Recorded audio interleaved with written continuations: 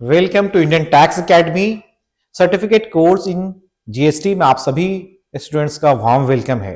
आज का हमारा टॉपिक है इस सेशन में जीएसटी कंपनसेशन प्रॉमिस, और इसको देखना है किसके कंटेक्स्ट में, West Bengal versus GST council के कंटेक्स्ट में हमें देखना है। जैसा कि पहले के सेशंस में हमने आपको बता दिया है कि जीएसटी के इम्प्लीमेंटेशन से पहले कई टैक्स लॉ डिफरेंट स्टेट्स में प्रिवेल करते थे और गुड्स पे जो टैक्सेशन का राइट्स था उनके रेस्पेक्टिव स्टेट्स को था। जब हमने ये सोचा, भारतवर्ष की जनता ने और साथ में उसकी सरकार ने, कि वन नेशन वन टैक्सेशन लाया जाए, तो राज्यों ने और केंद्र ने मिलकर हमारे संविधान संशोधन 101 जो सीए 101 किया, उसमें डिफरेंट सेक्शंस को, आर्टिकल्स को ऐड किया गया। इसी में क्या हुआ कि जब कोई भी टैक्स रिजीम इंप्लीमेंट होता है तो राज्य को लॉस लगना था, तो केंद्र सरकार ने कहा कि जो भी first 5 years after the implementation of GST जो भी लॉस होगा हम उसे आपको क्या करेंगे, कंपनसेट करेंगे। उसी के कंटेक्स्ट में ये केस होता है। The West Bengal versus GST council 2020 matter revolved around the dispute over the GST compensation payment to states. The disagreement emerged as the state, including West Bengal, faced revenue shortfall exacerbated by the COVID-19 pandemic, and the central government argued it was not unable to meet the obligation under the compensation scheme. जिस चीज का वादा central government ने किया था राज्यों से, अब राज्य उसे 2020 के कोरोना महामारी में मांग रहे थे। आप सबको पता है कि जब कोरोना पेंडेमिक आया तो राज्य के साथ साथ केंद्र का भी जो रेवेन्यू कलेक्शन था वो कहीं ना कहीं शॉर्टफॉल होने लगा। अब क्योंकि ये प्रॉमिस कर दिया गया था केंद्र से, तो राज्यों ने बोला कि जो कंपनसेशन की बात आपने की थी आप हमें वो दे दें।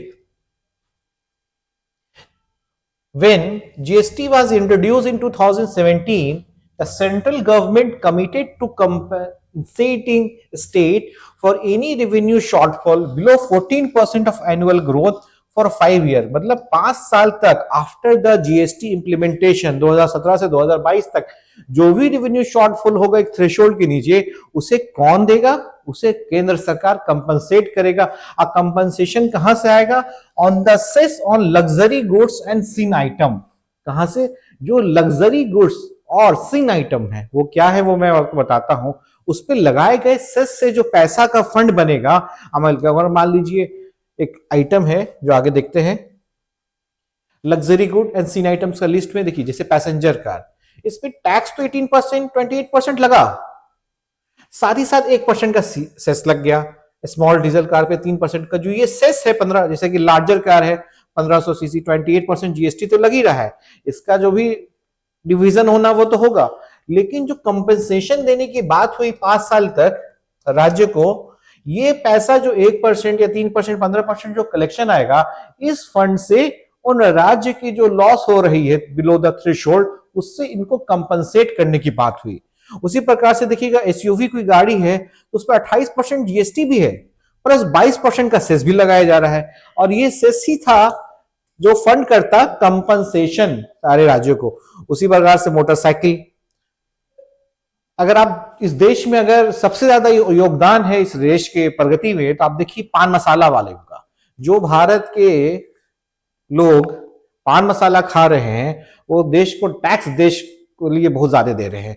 28% जीएसटी सबसे अपर स्लैब में, प्लस 60% का सेस, ओवरऑल 90% अप्रॉक्स वो टैक्स पे कर रहे हैं। उसी प्रकार से सिगरेट्स पे, टबैको प्रोडक्ट्स पे, सारे पे, जो एडिटेड ड्रिंक्स आता है इन पे भी 28% प्लस 12% सेस, मतलब ओवरऑल 50% के लमसम में ये टैक्स पे कर रहे हैं। तो ये जो सेस का पैसा था जो लग्जरी और सिन आइटम से आ रहा था, इस सेस के पैसे से एक फंड बनाना था और इसी फंड को यूज करना था राज्य को कंपनसेट करने में। अभी क्या हुआ, 2020 में कोरोना पेंडेमिक आ गई, राज्य भी घाटे में चलना शुरू हो गए, केंद्र भी सरकार। तो the GST cess collective wares insufficient to meet the promised compensation. अभी जो कलेक्शन आने लगा सेस से वो कम था जितना कंपनसेशन, मतलब 100 रुपए की जरूरत थी कलेक्शन की सेस से केंद्र सरकार को कलेक्शन आ कितना रहा था, 90 रुपए, लेकिन राज्य बोल रहे कि हमें देना है, leaving a significant gap of about 3 lakh crore, 3 lakh crore का गैप हो गया। The central government propose to borrowing option for state, केंद्र सरकार ने राज्य को बोला कि आपके पास कर्ज लेने के दो तरीके हैं। States borrow 97,000 crore facilitated by the Reserve Bank of India. States borrow the entire shortfall of 2.35 from the market. या तो आप 2.35 लाख करोड़ रुपए मार्केट से कर्ज ले लीजिए या 97,000 करोड़ रुपया स्टेट बैंक से, रिजर्व बैंक ऑफ इंडिया से ले लीजिए।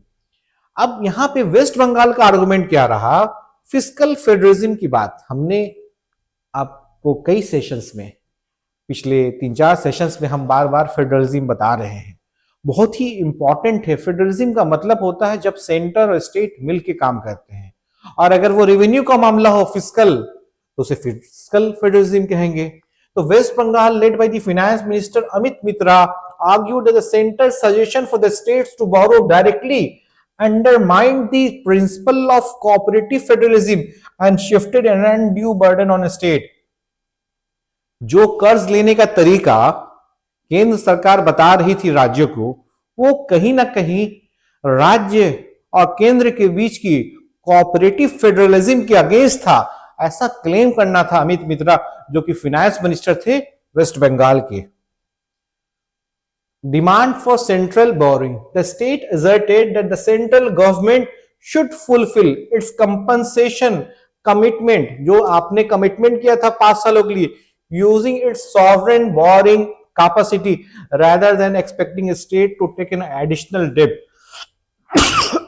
उनका ये कहना था, आप एज ए केंद्र हमें बोल रहे कि कर्जे लेने के लिए आप ही कर्ज ले लीजिए ना, और वो कर्ज लेके मुझे कंपनसेट कर दीजिए। दोनों के बीच में था कि कर्जा लेगा कौन, जब कर्ज लीजिएगा तो इंटरेस्ट पे करना पड़ेगा। दी अटॉर्नी जनरल, मतलब भारत सरकार के, केंद्र सरकार ने ओपिनियन मांगा गया। उन्होंने ओपिनियन क्या दिया, that the central government was not legally bound to cover the GST compensation shortfall. मतलब लीगली वो बाउंडेड नहीं है कि जो शॉर्टफॉल हुआ है कंपनसेशन के लिए वो कवर अप करने के लिए। This interpretation created a divide among state and the centre, emphasizing the limitation of cooperative federalism in financial crisis. मतलब जब फाइनेंशियल क्राइसिस की घड़ी आती है, आज जहां पे कोऑपरेटिव फेडरलिज्म दिखना चाहिए था, वहां पे केंद्र सरकार ये कह रही है कि कर्ज आप खुद से ले लीजिए। राज्य का डिमांड ये था, क्योंकि हमने अपने अधिकार दिए हुए हैं, साथ ही साथ आपने केंद्र से आपने वादा किया था कि अगले 5 साल तक आप हमें कंपनसेशन दीजिएगा। तो आज अगर गैप हो रहा है दोनों में, तो ये कर्ज आपको लेना चाहिए था। The issue remain a point of contention through 2020, reflecting deeper challenges in India's federal fiscal framework. No definite legal resolution emerged, but the center states continue to negotiate solution within the GST Council. आज तक ये मुद्दा solve नहीं हुआ है, और आप ऐसे बहुत सारे स्टेट्स का एग्जाम्पल, ये टॉपिक को पढ़ाने के पीछे मेरा मिशन ये था कि आपको ये समझाएं कि नॉर्मल हमारे जो टैक्स पेयर के बीच में विवाद होता रहता है, आईटीसी मिसमैच का, 16(4) का, तो गवर्नमेंट के इंटर गवर्नमेंट में भी कई विवाद हैं। और आपको ये सारी चीजें as a GST consultant, tax consultant, advocate, CA समझना होगा कि पूरा जीएसटी, क्योंकि आपको अगले 50 साल जीएसटी में प्रैक्टिस करना है, या कुछ भी जीएसटी जिस नाम से भी आ जाए, तो आपको सारी चीजें जो भी फैक्टर है इसे समझना होगा। अब अगर इस टॉपिक में किसी भी तरह का डाउट हो, आप हेल्प डेस्क पे जाएं, फोन करें, लेकिन डाउट को रिजॉल्व कर लें। साथ ही साथ इस पूरे पीडीएफ को जो मैंने पढ़ाया स्लाइड्स को, इससे आप डाउनलोड कर सकते हैं, हमारे डिस्क्रिप्शन बॉक्स में भी है और आपके एलएमएस में भी है। Thank you.